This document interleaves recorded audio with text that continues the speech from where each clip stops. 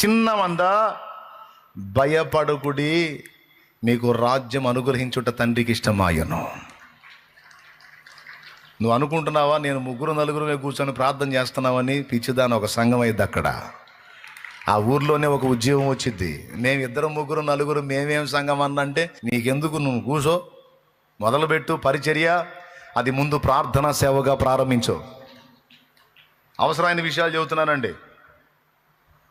ఏమండి, అప్పులు తీరతాయి, నొప్పులు తగ్గుతాయి, సమస్యలు పోతాయి, ఇరుగులు పోతాయి, ఇబ్బందులు పోతాయి, కష్టాలు పోతాయి, కన్నీళ్లు పోతాయి, అన్ని మామూలు కథే. ఆయన దగ్గర పోతే ఎడకపోతాయి, ఆయనే తీసేస్తాడు. తప్పకుండా ఆయనే తీసేస్తాడండి.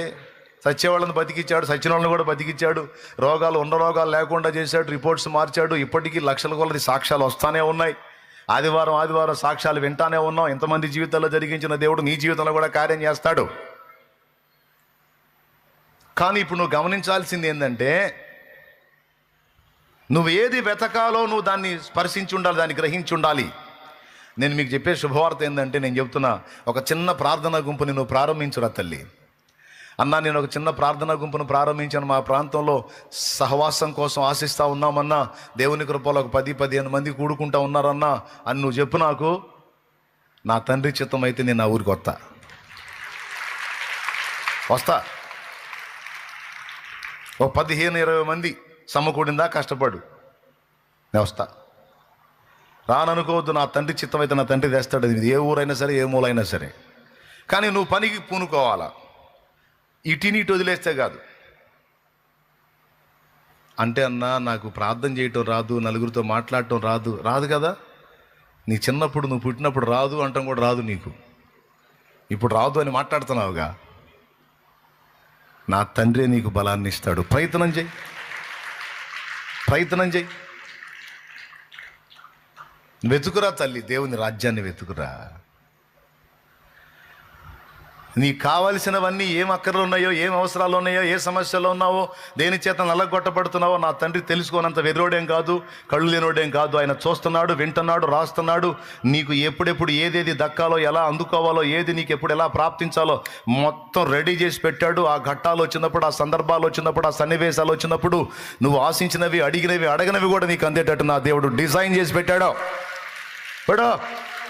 డిజైన్ చేసి పెట్టాడు నా దేవుడు. ఆ సమయం వచ్చినప్పుడు అదే పరిగెత్తుకుంటా వచ్చింది నీ దగ్గరికి. నువ్వేం టెన్షన్ పడవద్దు, ఒత్తిడి గురి కావద్దు. నీ పిల్లల లైఫ్లు సెటిల్ అవుతాయి, వాళ్ళ భవిష్యత్తులు శుభప్రదం అవుతాయి, వాళ్ళ ఈళ్ళు మించిపోతూనే లేదు, వాళ్ళకి కార్యం చేస్తాడు దేవుడు. దాని గురించి అసలు ఆలోచన తీసేయి. ఈ భూమి మీద నీకున్న ఆయుర్దాయం కొంచెం, లైఫ్ చిన్నది. ఇక్కడ నుంచి నువ్వు తీయబడతావు, ఎప్పుడు తీయబడతావో తెలియదు. ఈ తీయబడే లోపు నేను ఎంతవరకు దేవుని పని చేయగలను, ఫలించగలను. దేవునికి స్తోత్రం కలుగును గాక. హల్లెలూయా అనే రందితో నువ్వు కష్టపడాలి. ఆయన నీతిని, రాజ్యమును మొదట నువ్వు వెతకాలి. నేను చెప్తున్నా, దేవుడు ఒక వాగ్దానం చేశాడు, మర్చిపోవద్దు. దేవుడు ఒక మాట ఇచ్చాడు. నా నిమిత్తము తల్లినైనను, తండ్రినైనను, అన్నదమ్ములనైనను, ఇండ్లనైనను, భూములనైనను, భార్యనైనను, పిల్లలనైనను తన ప్రాణముతో సహా ద్వేషించని వాడు నాకు పాత్రుడు. అంతేకాదు, నా నిమిత్తం వాటిని కోల్పోయిన వాడు ఇహమందును పరమందును కూడా 100 రెట్లు పొందుతాడని మాట్లాడాడు. ఈరోజు సమాజంలో కొంతమంది పొందుతున్నటువంటి వాటిని చూసి నువ్వు దిగులు పడి ఉండొచ్చు. వాళ్ళకున్న లైఫ్ నాకు లేదు, వాళ్ళకున్న జీవితం నాకు లేదు, వాళ్ళు పొందుతున్న ఆనందాలు నేను పొందట్లేదు, అయ్యో నా బ్రతికేంది ఇలా అయిపోయిందని కొంతమంది కొన్ని పరిస్థితులను, ఇతరులను చూసుకొని, పోల్చుకొని బాధపడి, దుఃఖపడి, దిగులు పడే వాళ్ళు ఉన్నారు. నీకు నా దేవుని వాక్యం చెప్తున్న మాట ఏంటంటే, ఇక్కడున్న జీవితం అల్ప జీవితం.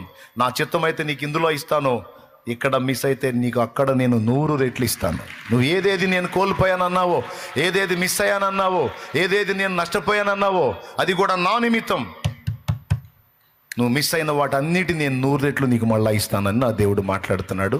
అది పరలోకంలో ఇస్తాడా, ఇక్కడ ఇస్తాడంటే 2 చోట్ల అన్నాడు ఆయన. ఒకవేళ ఇక్కడ ఇవ్వలేదనుకో, పరలోకంలో 1000 రెట్లు ఇస్తాడు. కాదని ఎవరు చెప్పగలరు?